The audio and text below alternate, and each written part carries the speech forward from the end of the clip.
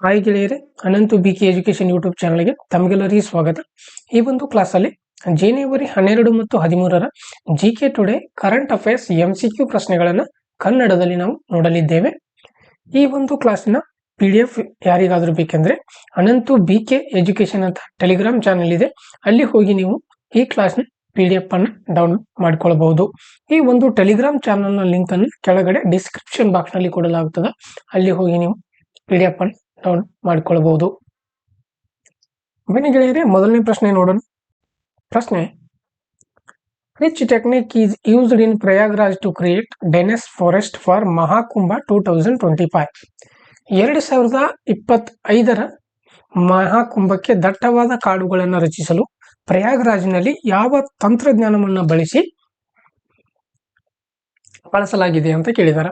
ಇಲ್ಲಿ ಈ ಮಹಾಕುಂಭ ಏನು ನಡೀತಾ ಇದೆ, ಇಲ್ಲಿ ದಟ್ಟವಾದ ಕಾಡುಗಳನ್ನು ರಚಿಸಿದಾರ. ಈ ಕಾಡುಗಳನ್ನು ರಚಿಸಲು ಯಾವ ಒಂದು ತಂತ್ರವನ್ನ ಬಳಸಿದಾರ ಅಂತ ಕೇಳಿದಾರೆ. ಇದಕ್ಕೆ ಸರಿಯಾದಂತ ಉತ್ತರ ಮಿಯಾವಾಕಿ ತಂತ್ರಜ್ಞಾನ ಸರಿಯಾದಂತ ಉತ್ತರ.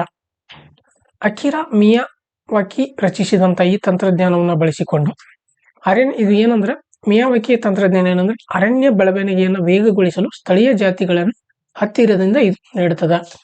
ಈ ಪ್ರಯಾಗ್ರಾಜ್ನಲ್ಲಿ ಈ ವಿಧಾನವನ್ನು ಬಳಸಿಕೊಂಡು 1.2 ಲಕ್ಷಕ್ಕೂ ಹೆಚ್ಚು ಮರಗಳನ್ನು ಇಲ್ಲಿ ನೆಡಲಾಗಿದೆ. ಇದು ಗಾಳಿಯ ಗುಣಮಟ್ಟವನ್ನು ಸುಧಾರಿಸುತ್ತದೆ ಮತ್ತು ಪರಿಸರ ಸಂರಕ್ಷಣೆಗೆ ಸಹಾಯವನ್ನು ಮಾಡುತ್ತದೆ.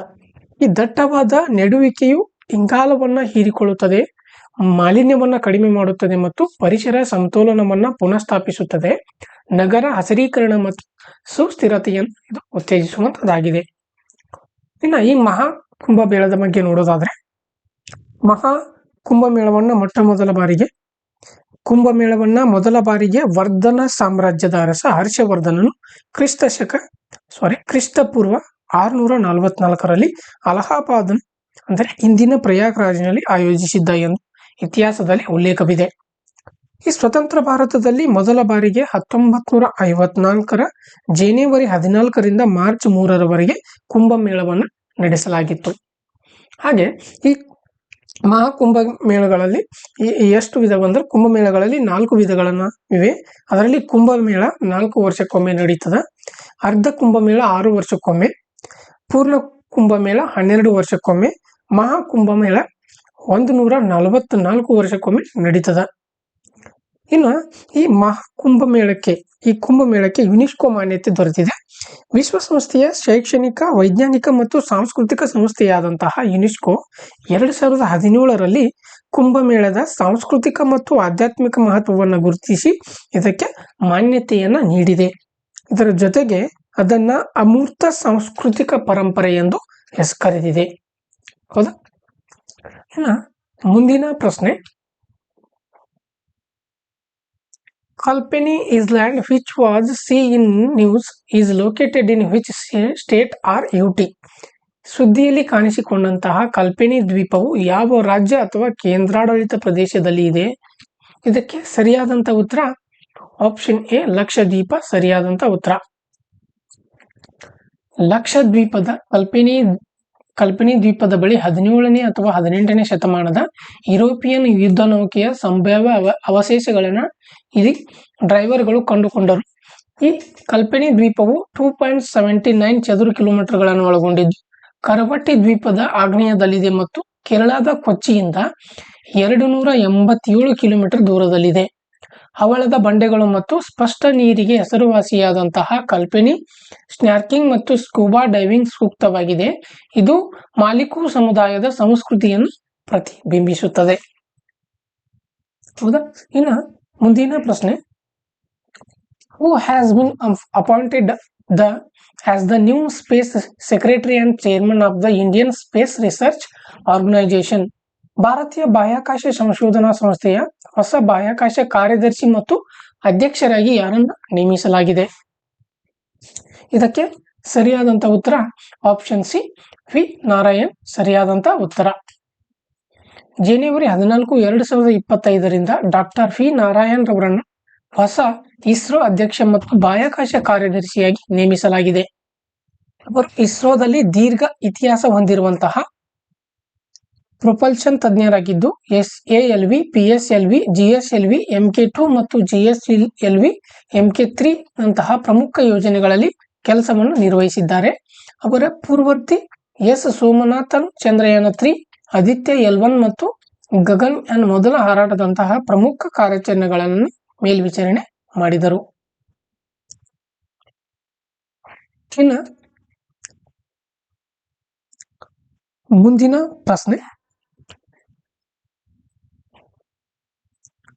ಮೂದ್ವೈತ್ festival is celebrated by which tribe in Tamil Nadu? ತಮಿಳುನಾಡಿನ ಯಾವ ಬುಡಕಟ್ಟು ಜನಾಂಗದವರು ಮೂದ್ವೈತ್ ಹಬ್ಬವನ್ನು ಆಚರಿಸುತ್ತಾರೆ? ಇದಕ್ಕೆ ಸರಿಯಾದಂತ ಉತ್ತರ ಆಪ್ಷನ್ ಎ, ತೋಡ ಜನಾಂಗ. ತಮಿಳುನಾಡಿನ ನೀಲಗಿರಿ ಬೆಟ್ಟಗಳಲ್ಲಿರುವ ತೋಡ ಬುಡಕಟ್ಟು ಜನಾಂಗದವರು ಹೊಸ ವರ್ಷಕ್ಕಾಗಿ ಮೂದ್ವೈತ್ ಅಥವಾ ಬಫಲೋ ಹಬ್ಬವನ್ನು ಆಚರಿಸುತ್ತಾರೆ. ಇವರು ಅತ್ಯಂತ ಹಳೆಯ ಜನಾಂಗೀಯ ಗುಂಪುಗಳಲ್ಲಿ ಒಂದಾಗಿದ್ದು 5 ಕುಲಗಳಾಗಿ ವಿಂಗಡಿಸಲಾಗಿದೆ. ಅವ್ಯಾವಂದ್ರೆ ಫೈಕಿ, ಪೆಕ್ಕನ್, ಕುಟ್ಟನ್, ಕೆನ್ ಮತ್ತು ಟೋಡಿ. ತೋಡರು ತಮ್ಮದೇ ಆದ ಭಾಷೆಯನ್ನು ಹೊಂದಿದ್ದು ಮುನ್ಸ್ ಎಂದು ಕರೆಯಲ್ಪಡುವ ಮುಚ್ಚಿದ ಸಮುದಾಯಗಳಲ್ಲಿ ವಾಸಿಸುತ್ತಾರೆ ಮತ್ತು ಡಿಸೆಂಬರ್ ಅಂತ್ಯದಲ್ಲಿ ಅಥವಾ ಜನವರಿ ಆರಂಭದಲ್ಲಿ ವಾರ್ಷಿಕವಾಗಿ ಮೂದ್ವೈತವನ್ನು ಆಚರಿಸುತ್ತಾರೆ. ಇನ್ನು ಮುಂದಿನ ಪ್ರಶ್ನೆ, Shri Ranganatha Swami temple which was seen in news is located in which state? ಸುದ್ದಿಗಳಲ್ಲಿ ಕಾಣಿಸಿಕೊಂಡಂತ ಶ್ರೀ ರಂಗನಾಥ ಸ್ವಾಮಿ ದೇವಾಲಯವು ಯಾವ ರಾಜ್ಯದಲ್ಲಿ ಇದೆ? ಇದಕ್ಕೆ ಸರಿಯಾದಂತ ಉತ್ತರ ಆಪ್ಷನ್ ಬಿ, ತಮಿಳುನಾಡು ಸರಿಯಾದಂತ ಉತ್ತರ. ಶ್ರೀರಂಗಂ ನಿವಾಸಿಗಳು ಭಕ್ತರ ದೊಡ್ಡ ಗುಂಪಿನ ಸಮಯದಲ್ಲಿ ಸುರಕ್ಷತೆಗಾಗಿ ಶ್ರೀ ರಂಗನಾಥ ಸ್ವಾಮಿ ದೇವಾಲಯದ ಹೊರಗುಂಪು ಗೋಪುರಗಳ ಕೆಳಗೆ ದ್ವೀಪಗಳನ್ನು ಕೋರಿದ್ದಾರೆ. ತಮಿಳುನಾಡಿನ ಶ್ರೀರಂಗಂನಲ್ಲಿರುವಂತಹ ಶ್ರೀ ರಂಗನಾಥ ಸ್ವಾಮಿ ದೇವಾಲಯವು ಭಾರತದಲ್ಲಿ ಕಾರ್ಯನಿರ್ವಹಿಸುತ್ತಿರುವ ಅತಿ ದೊಡ್ಡ ಹಿಂದೂ ದೇವಾಲಯವಾಗಿದ್ದು 156 ಎಕರೆಗಳನ್ನು ಆಕ್ರಮಿಸಿಕೊಂಡಿದೆ ಮತ್ತು ವಿಷ್ಣುವಿಗೆ ಸಮರ್ಪಿತವಾಗಿದೆ. ಇದನ್ನ ಕ್ರಿಸ್ತಪೂರ್ವ 2ನೇ ಶತಮಾನದ ಹಿಂದಿನ ಇತಿಹಾಸದಲ್ಲಿ ಹೊಂದಿರುವ ಈ ದೇವಾಲಯವು ದ್ರಾವಿಡ ವಾಸ್ತುಶಿಲ್ಪಿ 21 ಗೋಪುರಗಳು ಮತ್ತು ಭಾರತದ ಅತಿ ಎತ್ತರದ ದೇವಾಲಯ ಗೋಪುರವಾದ 236 ಅಡಿ ರಾಜಗೋಪುರವನ್ನು ಇದು ಒಳಗೊಂಡಿದೆ. ಇನ್ನು ಮುಂದಿನ ಪ್ರಶ್ನೆ, Ujala scheme is implemented by which organisation? Ujala ಯೋಜನೆಯನ್ನ ಯಾವ ಸಂಸ್ಥೆಯು ಜಾರಿಗೊಳಿಸುತ್ತದೆ? ಇದಕ್ಕೆ ಸರಿಯಾದಂತ ಉತ್ತರ ಆಪ್ಷನ್ ಬಿ, ಇಂಧನ ದಕ್ಷತೆ ಸೇವೆಗಳ ಲಿಮಿಟೆಡ್ ಸರಿಯಾದಂತ ಉತ್ತರ. ಜನವರಿ 2015ರಲ್ಲಿ ಪ್ರಾರಂಭವಾದಂತಹ ಉಜಾಲಾ ಯೋಜನೆಯು 36.87 ಕೋಟಿ LED ಬಲ್ಬ್ಗಳನ್ನು ವಿತರಿಸಿತು. ಇದರಿಂದಾಗಿ ವಾರ್ಷಿಕವಾಗಿ 19,153 ಕೋಟಿ ವಿದ್ಯುತ್ ವೆಚ್ಚ ಉಳಿತಾಯವಾಯಿತು.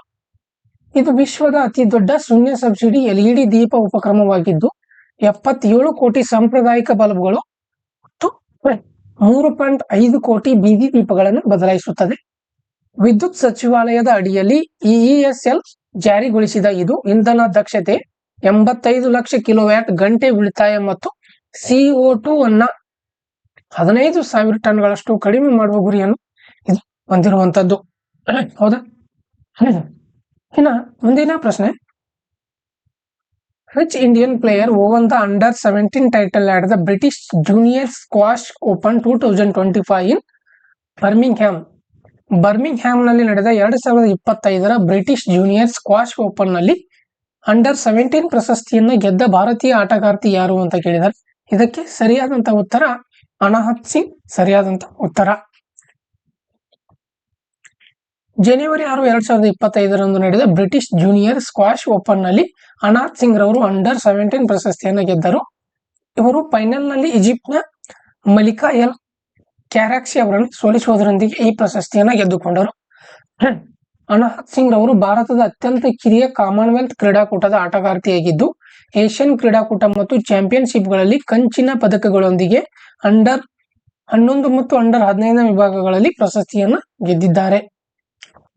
ಇನ್ನು ಮುಂದಿನ ಪ್ರಶ್ನೆ, what is the name of Indians first ayurvedic medical device recently approved by CDSCO? ಇತ್ತೀಚೆಗೆ CDSCO ಅನುಮೋದಿಸಿದ ಭಾರತದ ಮೊದಲ ಆಯುರ್ವೇದ ವೈದ್ಯಕೀಯ ಸಾಧನದ ಹೆಸರೇನು? ಇದಕ್ಕೆ ಸರಿಯಾದಂತ ಉತ್ತರ ಆಪ್ಷನ್ ಎ, ನಾಡಿ ತರಂಗಿಣಿ ಸರಿಯಾದಂತ ಉತ್ತರ. ನಾಡಿ ತರಂಗಿಣಿ ಭಾರತದ ಮೊದಲ ಆಯುರ್ವೇದ ವೈದ್ಯಕೀಯ ಸಾಧನವಾಗಿದ್ದು ಸಿಡಿಎಸ್ಸಿಯು ಅನುಮೋದಿಸಿದೆ. ಈ ಸಿಡಿಎಸ್ಸಿಯು ಅಂದ್ರೆ central drugs standard control organisation. ಪುಣೆಯಲ್ಲಿ ಅತ್ರಿಯ ಇನ್ನೋವೇಷನ್ಸ್ ನಿಂದ ತಯಾರಿಸಲ್ಪಟ್ಟಿದ್ದು ಇದರ ಬೆಲೆ 55,000 ಮತ್ತು 22 ಆಯುರ್ವೇದ ನಿಯತಾಂಕಗಳನ್ನು ವಿಶ್ಲೇಷಿಸುತ್ತದೆ. ಈ ಸಾಧನವು 10 ಭಾಷೆಗಳಲ್ಲಿ 10 ಪುಟಗಳ ವರದಿಯನ್ನು ಒದಗಿಸುತ್ತದೆ. 85% ನಿಖರತೆಯನ್ನು ಹೊಂದಿದ್ದು ಮತ್ತು 1250ಕ್ಕೂ ಹೆಚ್ಚು ಚಿಕಿತ್ಸಾಲಯಗಳಲ್ಲಿ ಇದು ಬಳಸಲ್ಪಡುತ್ತದೆ. ಹೌದಾ?